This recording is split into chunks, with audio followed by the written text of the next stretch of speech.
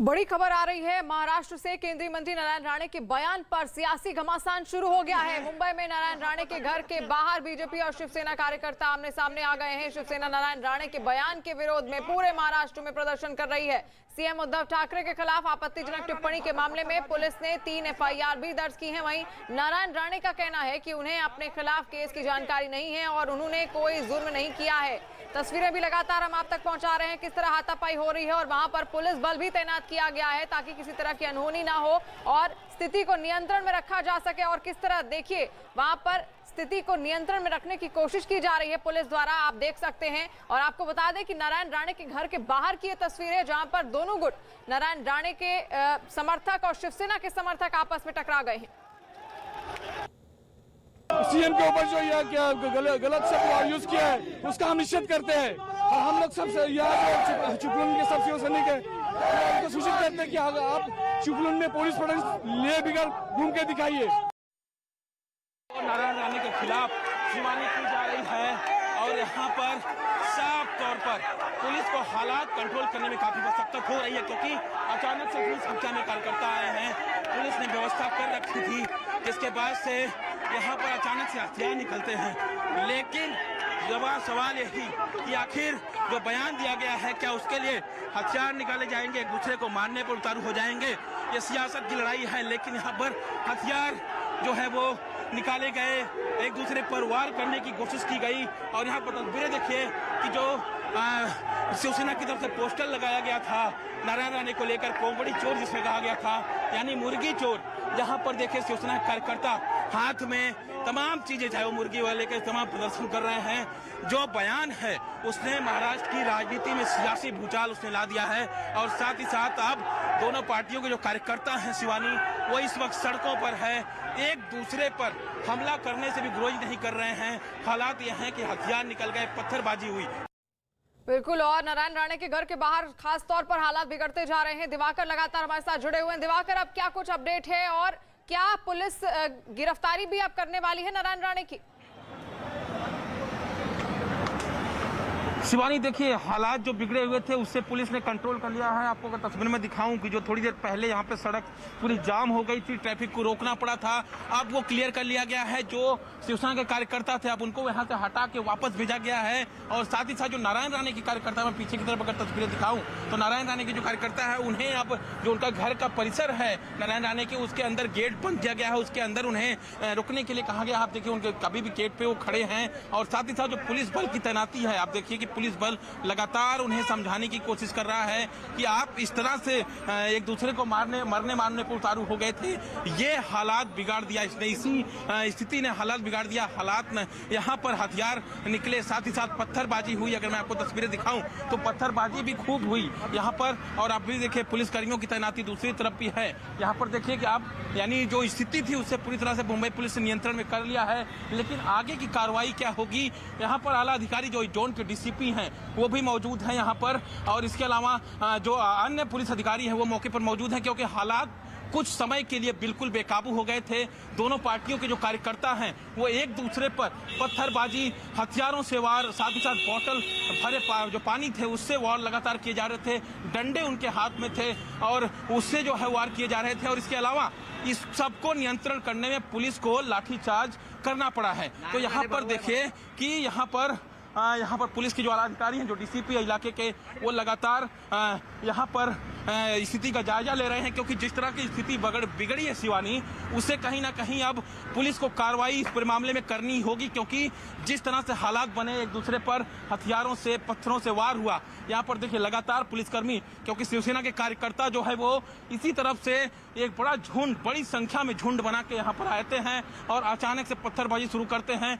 नारायण राणे के जो समर्थक हैं वो भी उन पर पलटवार करते हुए लगातार जो है वो पत्थरबाजी शुरू करते हैं। तो दोनों गुटों की तरफ से जो पत्थरबाजी हुई, हथियारबाजी हुई, वो लगातार जारी रही। पुलिस को हालात नियंत्रण करने में काफी मशक्कत करनी पड़ी।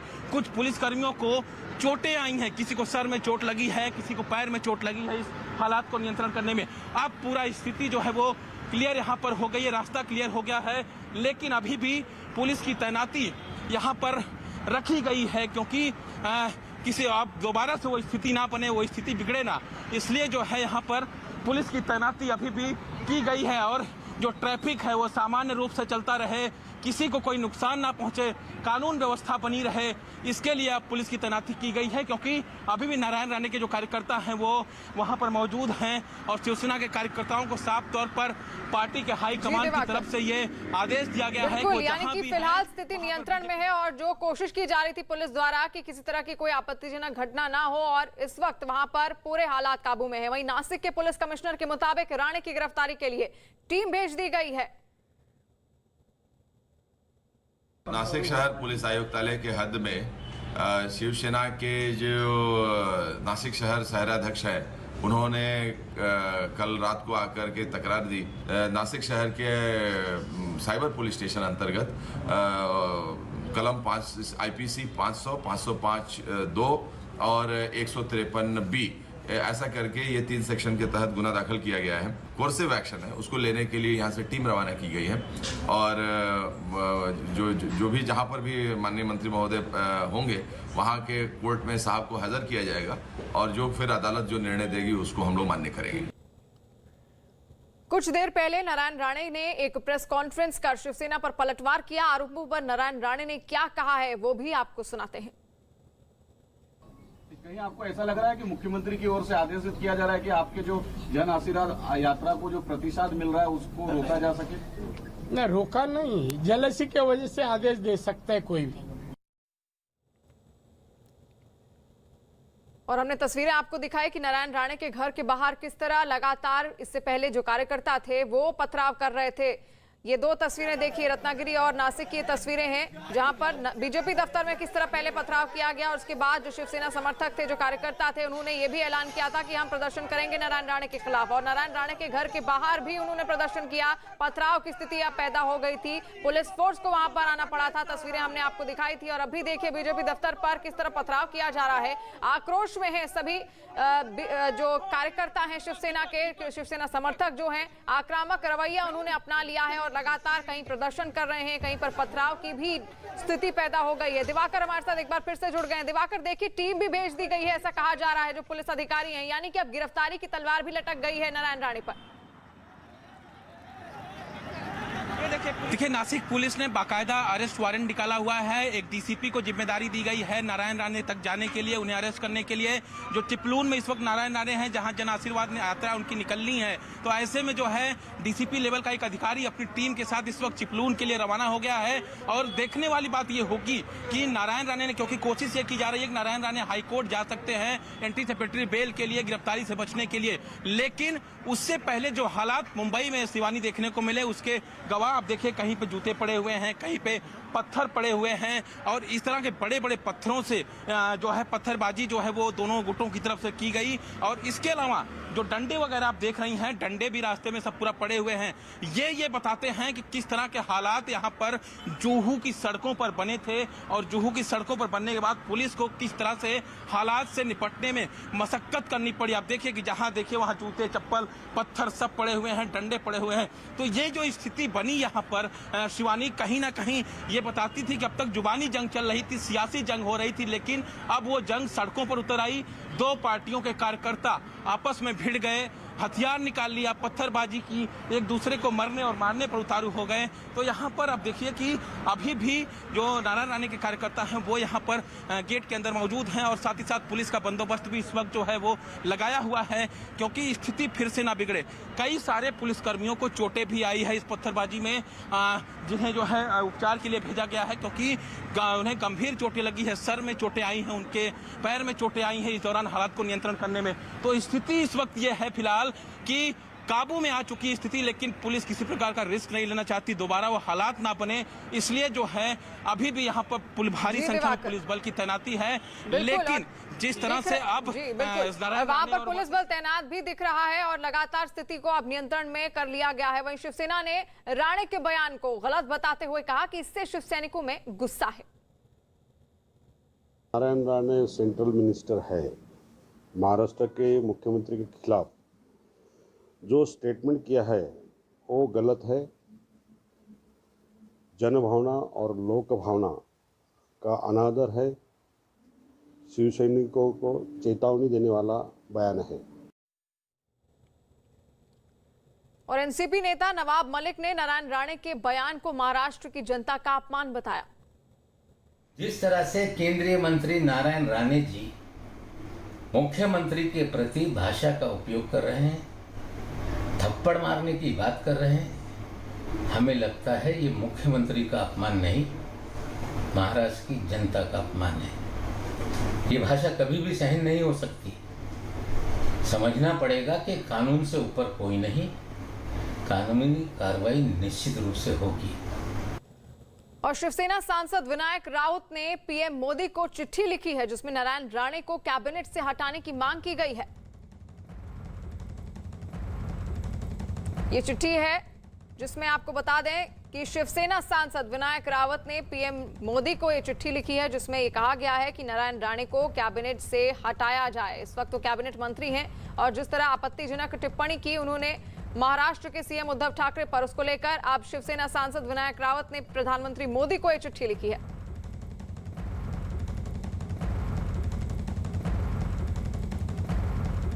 और अब बात अफगानिस्तान से भारत के मिशन एयरलिफ्ट की।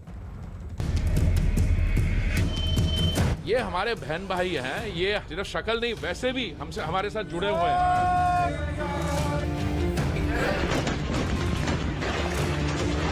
एयरपोर्ट के आसपास फायर हर रोज 3-4 बंदे का डेट होता है, बिल्कुल नॉर्मली। भारतीय एम्बेसी से लेकर के और पीएमओ तक सभी लोग लगे हुए हैं, जितने भी इंडियन हैं उनको निकालने के लिए। सरकार तक हमारी आवाज़ गई तो सरकार ने हमें ढूंढ निकाला। आज फिर हम अपने घर पे वतन वापसी किए हैं। अफगानिस्तान की राजधानी काबुल में फंसे भारतीयों को वापस लाने का सिलसिला जारी है। काबुल में फंसे 75 सिख हिंदू तजाकिस्तान के रास्ते आज दिल्ली पहुंच गए हैं। इनमें 25 भारतीय भी शामिल हैं। इन लोगों के साथ 3 गुरु ग्रंथ साहिब की प्रतियां दिल्ली लाई गई हैं। दिल्ली पहुंचे लोगों की आगवानी के लिए 2 केंद्रीय मंत्री हरदीप सिंह पुरी और वी मुरलीधरन मौजूद थे। प्लेन के लैंड होते ही हरदीप सिंह पुरी श्री गुरु ग्रंथ साहिब को सिर पर लेकर आए। और ये तस्वीरें भी आप देख सकते हैं। केंद्रीय मंत्री हरदीप सिंह पुरी हैं जो सिर पर श्री गुरु ग्रंथ साहिब की प्रतियों को लेकर वो आप देखिए नंगे पांव एयरपोर्ट पर वो चल रहे हैं। और आपको बता दें कि 75 नागरिकों को अफगानिस्तान से यहां पर लाया गया है जिसमें से 25 भारतीय नागरिक भी शामिल हैं। और वहां पर एयरपोर्ट के बाहर उनके स्वागत में सिख समुदाय के कई लोग मौजूद थे। और ये तस्वीरें आप देखिए, अफगानिस्तानी नागरिक यहां पहुंच चुके हैं जिसमें से 25 भारतीय बताए जा रहे हैं। लेकिन अब यहां पर कोविड प्रोटोकॉल का भी पालन किया जाएगा और उसके बाद ही एयरपोर्ट के से वो बाहर लौटेंगे। वहीं इस बीच केंद्रीय मंत्री हरदीप सिंह पुरी ने एक ट्वीट भी किया जिसमें उन्होंने लिखा कि आज काबुल से दिल्ली आए श्री गुरु ग्रंथ साहिब जी के 3 पवित्र स्वरूप के भारत आगमन पर उपस्थित होने और उनकी सेवा करने का अखंड सौभाग्य प्राप्त हुआ है।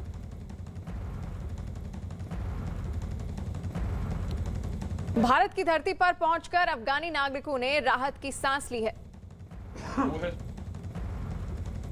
Thanking the Honorable Prime Minister who has made it possible to carry out these rescue operations to bring our brethren who are in difficult circumstances there, और arrangements are also being put in place.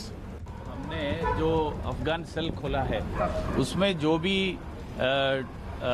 WhatsApp के माध्यम से, email के माध्यम से या phone पर संपर्क करेंगे उन सबको वापस लाने का हमारी प्रयास रहे। और अमित सिंह हमारे साथ लाइव जुड़ रहे हैं। अमित, इस वक्त किस तरह की तस्वीरें वहां से सामने आ रही हैं? क्या जो नागरिक पहुंचे हैं वो बाहर निकले एयरपोर्ट से? देखिए, जो नागरिक पहुंचे हैं वो उनका कोरोना प्रोटोकॉल का अभी तक पूरी तरीके से पालन नहीं हुआ है। उनका कोरोना टेस्ट हो चुका है लेकिन रिपोर्ट अभी तक नहीं आई है, तो लिहाजा वो इस वक्त अंदर ही है। कोरोना प्रोटोकॉल का पूरा होने के बाद उसके बाद जो है वो इमिग्रेशन के पास आएंगे, इमिग्रेशन प्रोटोकॉल पालन करेंगे और उसके बाद फिर कस्टम्स के बाद उसके बाद वो बाहर निकलेंगे। और बाहर निकलने का वक्त वही होगा 2 बजे के बाद 2:15, 2:30 या 3 बजे तक वो बाहर निकल पाएंगे। लेकिन गुरु ग्रंथ साहिब ग्रंथ को बाहर निकाला जा चुका है। निकालने के बाद उन्हें बस में स्थापित किया गया। बस में स्थापित करने के बाद पुलिस प्रोटेक्शन में उन्हें महावीर नगर जो कि वेस्ट दिल्ली में है वहाँ लेकर जाया गया है। वहाँ पर गुरुद्वारे है और वहाँ पर उन्हें स्थापित किया जाएगा। मैं एक तस्वीर आपको शिवानी यहाँ पर दिखा देता हूँ। ये वही गेट है, बंद है, जहाँ से अफगान से जो लोग 78 नागरिक जो आए, जिसमें 25 इंडियन हैं, 44 अफगान सिख हैं, जो कि तालिबान के दहशत से काफ़ी ज़्यादा परेशान थे, जिन्हें भारत सरकार वहाँ से निकाल कर लाई है। एयर इंडिया की फ़्लाइट 9:50 पे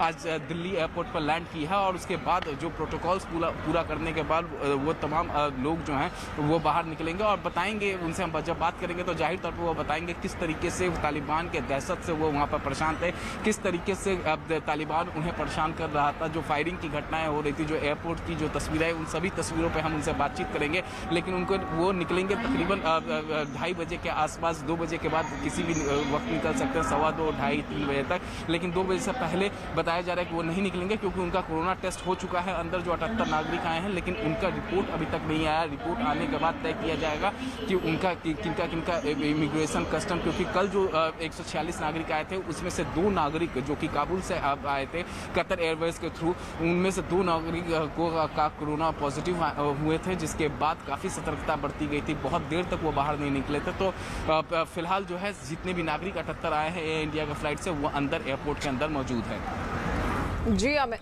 और वहीं भारत की धरती पर पहुंचकर अफगानी नागरिकों ने राहत की सांस ली है। अब आपको दिल्ली पहुंचे कुछ अफगान नागरिकों की प्रतिक्रिया सुनाते हैं।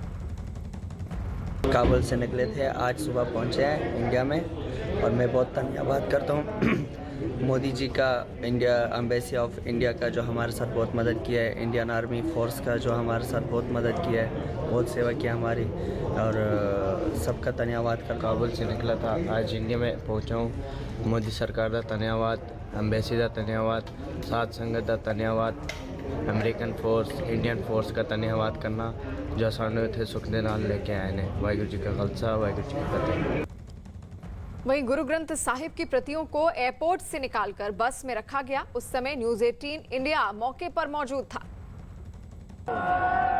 दिल्ली एयरपोर्ट पर गुरु ग्रंथ साहिब के तीनों स्वरूप जो है वो पहुंच चुके हैं। पूरे अदब सम्मान के साथ इन तीनों स्वरूपों को अब पालकी में ले जाया जा रहा है और यहाँ से अब ये देख रहे हैं पालकी में 1 स्वरूप, 2 स्वरूप और तीनों स्वरूप जो है वो यहाँ से ले जाए जा रहे हैं। यहाँ जो मनजिंदर सिंह सिरसा है, दिल्ली सिख गुरुद्वारा प्रबंधक कमेटी के अध्यक्ष, वो भी अपने सर पर इन स्वरूपों को लेकर आए थे। आप देख रहे हैं तस्वीरों में भी वो नजर आ रहे हैं। सिख समुदाय के काफी लोग आज गुरु ग्रंथ साहिब को लेने यहाँ पर पहुंचे थे और ये एक पालकी पूरी तैयार की गई है। बेहद खूबसूरती से पालकी को सजाया गया है। इन्हीं पालकी में तीनों स्वरूपों को ले जाया जाएगा और उसके बाद महावीर नगर का जो गुरुद्वारा है वहाँ पर पूरे विधि विधान के साथ इन्हें रखा जाएगा, प्रतिष्ठावान किया जाएगा। वीडियो जर्नलिस्ट दिनेश नागर के साथ प्रियंका कांतपाल, न्यूज़ 18 इंडिया, दिल्ली। गुरु ग्रंथ साहिब को पश्चिम दिल्ली के महावीर नगर के गुरुद्वारे ले जाते वक्त पालकी में कीर्तन किया गया।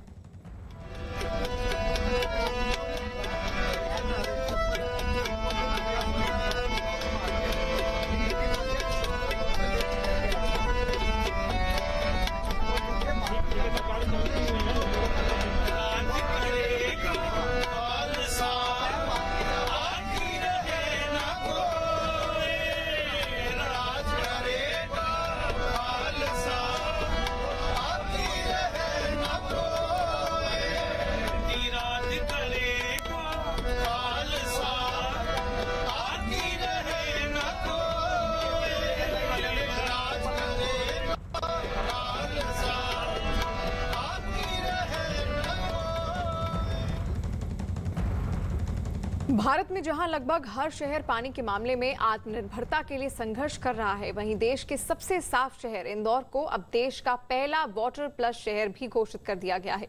एक शहर को वाटर प्लस तब घोषित किया जाता है जब उसका गंदा पानी किसी नदी या नाले में नहीं गिरता और उसके सीवर के पानी की रिसाइकिल और रीयूज किया जा सकता हो। देखिए मिशन पानी की खास रिपोर्ट। वाटर प्लस का जो कॉन्सेप्ट है, मिनिस्ट्री ने, खासकर महुआ ने इसको जब इंट्रोड्यूस किया, इसका उद्देश्य था कि म्यूनसिपल लिमिट में जितने भी हाउस होल्ड हैं या जितनी भी परिसंपत्तियां हैं, चाहे वो कमर्शियल एंटिटीज़ हों या रेजिडेंशियल हों या अन्य इंडस्ट्रियल भी, उन सभी से निकलने वाला जितना भी सीवर है हम लोग उसको 100% ट्रीट करें और ट्रीटेड वाटर ही किसी भी तरीके की वाटर बॉडीज़ में छोड़ा जाए। वाटर बॉडीज़ में भी रिवर स्ट्रेचेस हैं इंदौर के पास में 2, सरस्वती और कान। इसके अलावा 17 स्टॉर्म वाटर ड्रेन्स हैं। इसके अलावा हमारे पास 20 to 21 पॉन्ड्स हैं और लेक्स हैं। जो हमारा टोटल सीवरेज जनरेशन है शहर का लगभग 310 MLD के आसपास है, उसका 30% हम लोग ट्रीटेड वाटर का रीयूज़ करें। इसके अलावा जितने भी कम्युनिटी टॉयलेट्स और पब्लिक टॉयलेट्स हैं जो सैनिटेशन का काम करते हैं वो सारे के सारे सीवर नेटवर्क से कनेक्टेड रहें। इसको ट्रीट करके नेक्स्ट हम लोग जितना भी हमारा स्टॉर्म वाटर है, कैच द रेन जो मिनिस्ट्री का एक मैंडेट है उस पर काम करने का है ताकि रेन वाटर हार्वेस्टिंग करके हम लोग पानी को ज़्यादा से ज़्यादा कैच कर सकें। लगभग अगर आप देखेंगे तो पुराने इंदौर के आधे से अधिक ट्यूबवेल्स ई कोली और अन्य बैक्टीरिया से पॉल्यूटेड रहते हैं। तो एक तो वाटर प्लस हो जाने से, चूँकि अब ओपन सरफेस ड्रेन्स में गंदा पानी ट्रीटमेंट के बाद ही जा रहा है, इससे ग्राउंड वाटर पॉल्यूशन अगले 6 महीने से साल भर में आप देखेंगे कि जितने भी ट्यूबवेल्स हैं वो यहाँ क्लीन हो जाएंगे और उनमें जो पॉल्यूशन है ई कोली का या अन्य बैक्टीरिया का अन्य प्रकार वो पॉल्यूशन से फ्री हो जाएंगे। वो दूसरा जो सरफेस में गंदा पानी जब बहता है तो ये कई तरह के वायरस, बैक्टीरिया, गंदगी या हेल्थ हैजार्डियस चीज़ों को लेके मूव करता है। या जो इन नदी नालों के किनारे जो बसी हुई कॉलोनीज थी, बस्तियाँ थी, वहाँ के लोगों को डेफिनेटली ये हेल्थ जो हैजार्ड था वो दूर होगा और उसका फ़ायदा वहाँ के रहवासियों को मिलेगा।